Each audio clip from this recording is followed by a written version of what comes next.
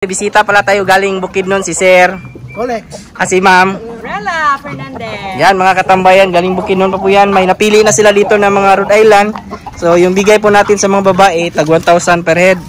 At yung ating lalaki naman po ay nasa 1,500. So salamat sa kanila, nakabisita pa talaga dito.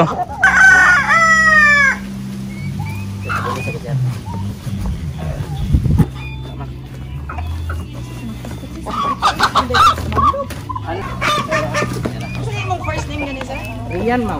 Yan, ngayong araw po ito ay nangungumpra naman po tayo ng mga bagong breeders since nabinta natin yung ating mga alaga. So, nandito tayo sa ating isang kaibigan po na may mga alagang heritage din po. Maganda yung kanyang manukan. May mga native at saka heritage. So yung kulungan niya napakaganda po. Yan. May mga sisiw din po dito. Pwede rin po tayo bumili dito sa mga kaibigan natin dyan na naghahanap po ng mga sisiw. Marami dito. Mga Rhode Island, karaniwan yung ating mga pinili. May mga buff or pinton din dito. Ayan o.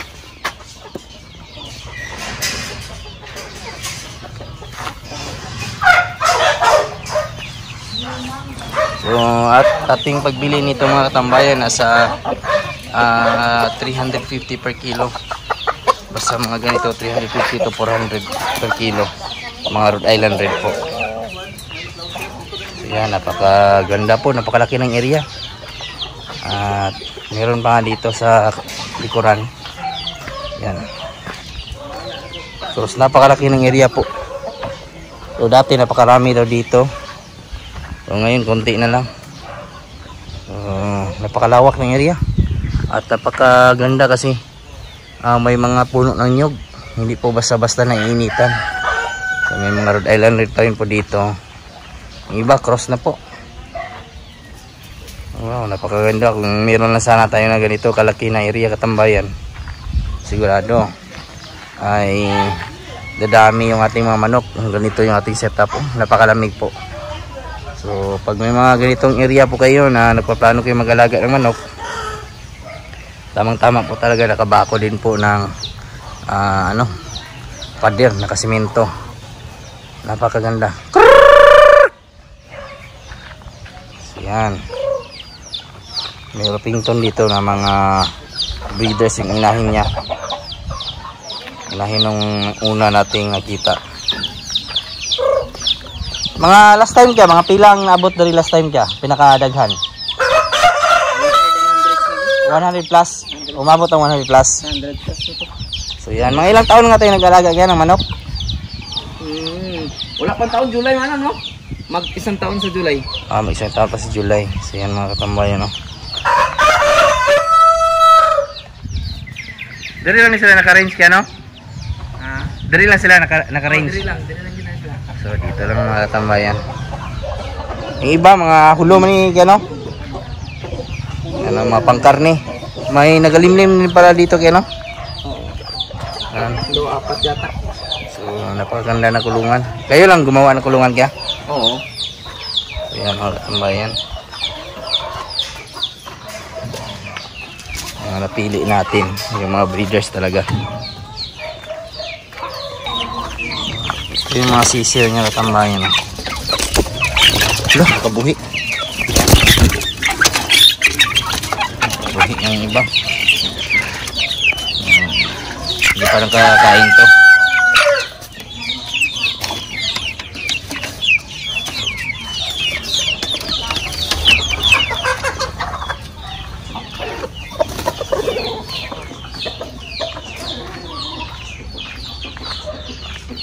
Dito yung ibang manok. Rhode Island. Dito may Orpington din po. Meron din dito na mga sisiw na Orpington. Mga malulusog. Yan o. Orpington po yan. Rhode Island din ata yung iba.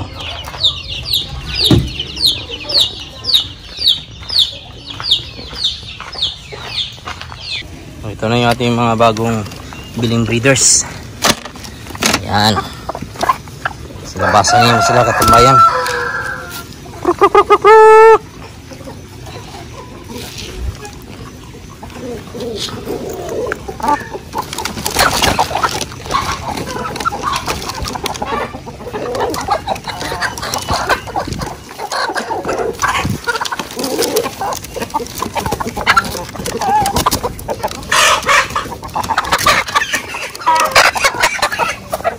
Kinastahan agad yung ating mga lagaw.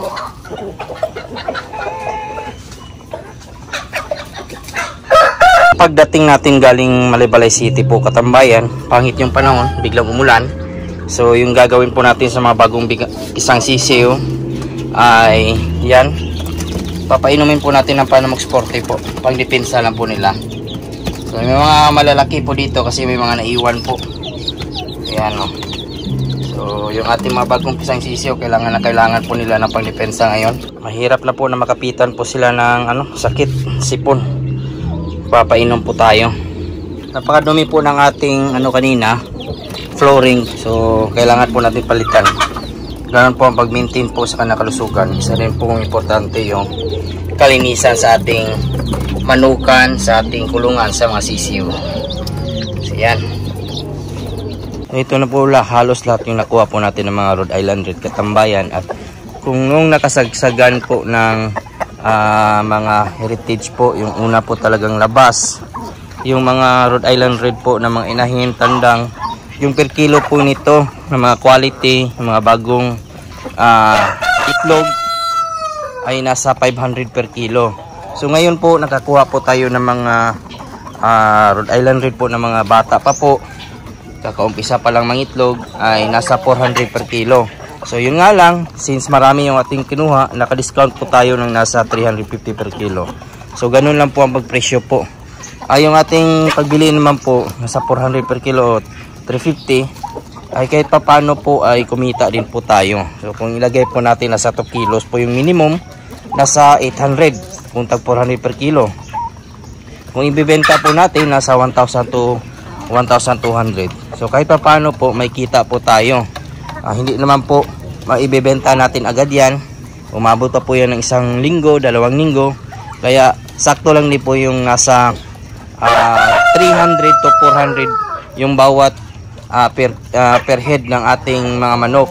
So, depende din po yan kung magkano yung presyuhan nyo po sa inyo. Pero sa atin ngayon dito sa Jensen, ganito po yung nakuha po natin. At kung magbebenta din naman po tayo, pwede rin po na 400 per kilo. Para kahit pa paano ay may kita po tayo. Kung halimbawa na lang po na umabot ng 2.5 kilos yung ating mga inahin. So may 1,000 ka po kung tag 400 per kilo yung ating benta.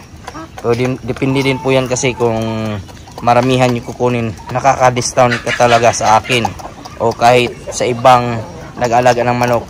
Yung ating binili sa atin nga last time, yung taga Cagayan, ay naka-discount din po sa atin yun kasi binenta lang po natin yun ng 1,000 per head yung ating mga Rhode Island Red. Yun nga lang, nasa year old na po yun. So wala din naman po problema kung ganun po yung edad.